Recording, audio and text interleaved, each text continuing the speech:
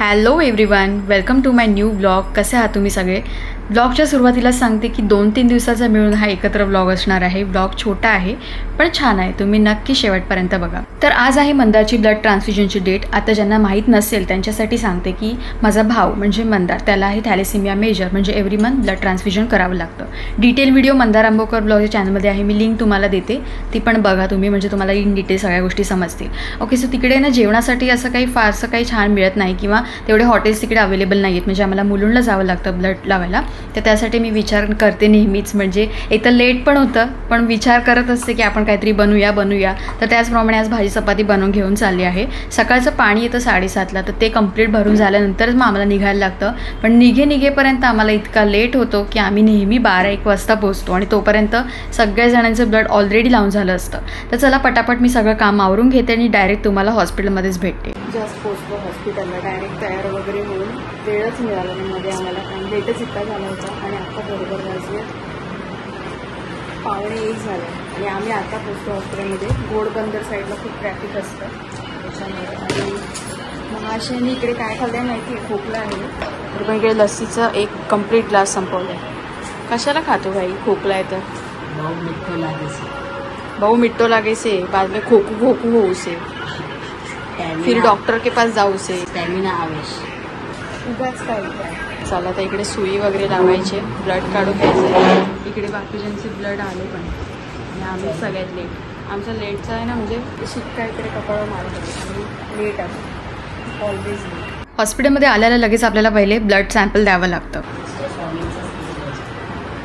जाऊ दे, आपण ते सुई वगैरे लावताना तुम्हाला दाखवणार नाही बसं टेन्शन, कारण आमचं ते आम्हाला सवय झाली आता. आणि पेन तर होतं ऑब्व्हियसली त्याला, पण तरी पण. डस्टबिन कुठे गेला? डस्टबिन इकडेच बाहेर ठेवलेलं, तिकडेच असायचं कॉर्नरमध्ये. आणि इकडे आहे ना, आम्ही ॲक्च्युली नवीन ठिकाणी शिफ्ट झालो. कुठेच नाही डस्टबिन.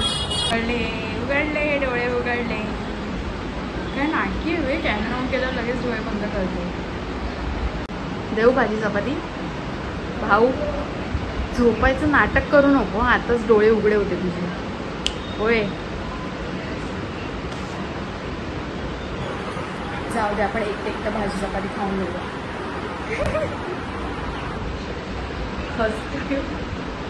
नाटकी मुलगा. तर आताच मी ब्लड देऊन आली, म्हणजे ब्लड सॅम्पल असते ते बॉटलमध्ये द्यावं लागतं. तर क्रॉस मॅच, सलाईन वॉश, इकडे क्रॉस मॅच होतं, फक्त सलाईन वॉश होतं की फक्त सलाईन वॉश होतं. सलाईन वॉश ते नाही होणार ना, क्रॉस मॅच करून देतात, कारण ते बघावं लागतं सगळे. मंदारचं ब्लड ग्रुप आहे A पॉझिटिव्ह, त्याप्रमाणेच द्यावं लागतं. आणि थंड खायचं नाही तर तू बाई खा नुसता, निर्लज्ज आणि सदा सुखी मूर्खांचा प्रवास.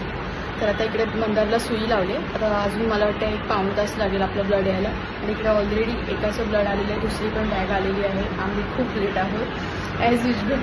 त्याच्यात काही बोलायचं नको. मी स्कूलमध्ये होती ना भाऊ, स्कूलमध्ये होते दीदी आणि आम्ही नेहमी लेट जायचो माहिती आहे का. सर बोलायचे आले आणि मला काय बोलायचं माहिती आहे? अंबाबाई. कारण आहे ना, मी ह्याच्यापेक्षा मोठा लावायचे तेव्हा, लहान होती तेव्हा स्कूलमध्ये. तर असं सगळं आहे. आता थोडा वेळ रिलॅक्स करते. घरातून चपाती भाजी बनवून आणलेली आहे, कारण इकडे कसं बाहेरचं थोडं नाही व्यवस्थित, म्हणजे इकडे हॉटेल्स वगैरे पण एवढी स्वच्छ किंवा हायजीन वगैरे असं कमी आहे, जे लास्ट टाईम मी त्याच्यामुळे आजारी पडली होती. तर असं सगळ्या घरातून मस्त भाजी चपाती बनवून आणली. तुला देऊ भाजी चपाती? आता सांगायला गेलं तर जवळजवळ 26-27 वर्ष हॉस्पिटलचा आम्हाला चांगला एक्सपिरियन्स आहे. त्याच्यामुळे त्या एक्सपिरियन्समधून मी तुम्हाला एकच सांगेन, जेव्हा आपण हॉस्पिटलमध्ये असतो की पेशंटच्या आजूबाजूला असतो, त्याची मेंटल हेल्थ ही आपल्याकडे असते की आपण कसं त्याला ट्रीट करतोय. तर मंदारला ब्लड वगैरे लावून झालं आणि आम्ही निघालो घरी जाण्यासाठी. पण अचानक त्याची तब्येत खूप जास्त बिघडली, म्हणजे ब्लड रिॲक्शन आलं. तर मी काय केलं की छत्रपती शिवाजी महाराजांची काही गाणी लावली.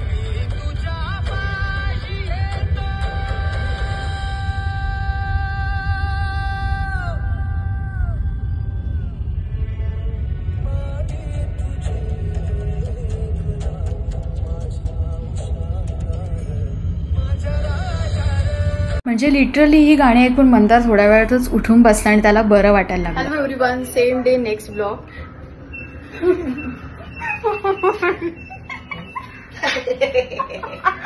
Same day next blog.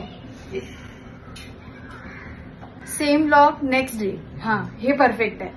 Okay, so आम्ही आलो काल ब्लड वगैरे ट्रान्सफ्युजन करून आणि त्याच्यानंतर भाऊनी आज रेस्ट केला चांगला. काल त्याला येताना खूप जास्त त्रास झाला होता, जसं तुम्ही बघितलं.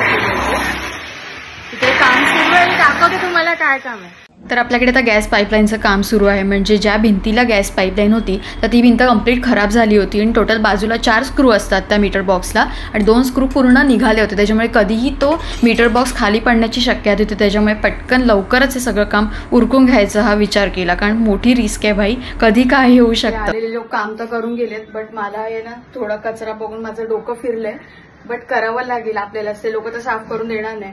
फक्त इकडे वरती काय पाणी वगैरे पडलेलं, थोडा कचरा त्या लोकांनी पुसून दिला असाच.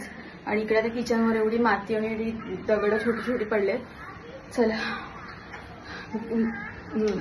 कंट्रोल करून आपण क्लीन करून घेऊया. हे बघा, एवढी घाण, हे सगळं वरती खराब झालं होतं. तर ते बोलले की परत त्याच ठिकाणी आपण केलं असतं तर ते काहीच उपयोग नव्हता, ते पुन्हा पडलं असतं आणि पुन्हा प्रॉब्लेम झाला असता.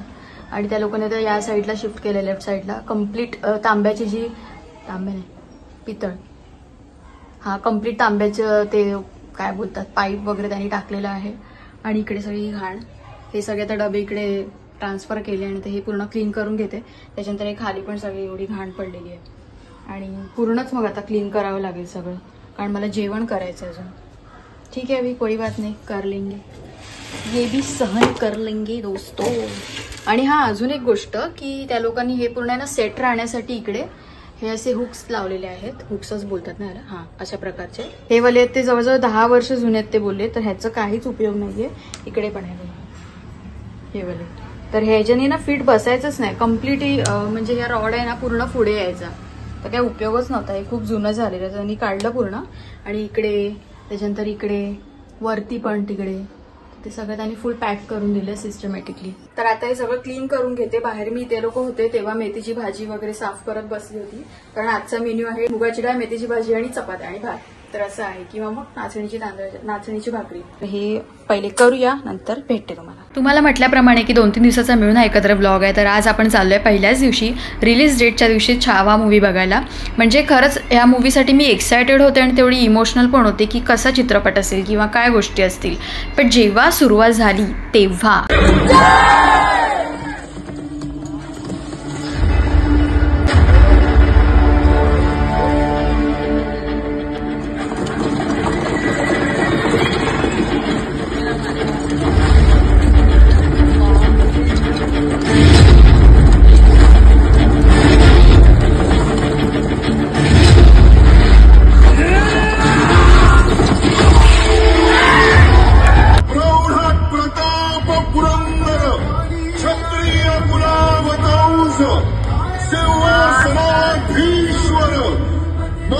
महाराजाधिराज छत्रपती संभाजी महाराज की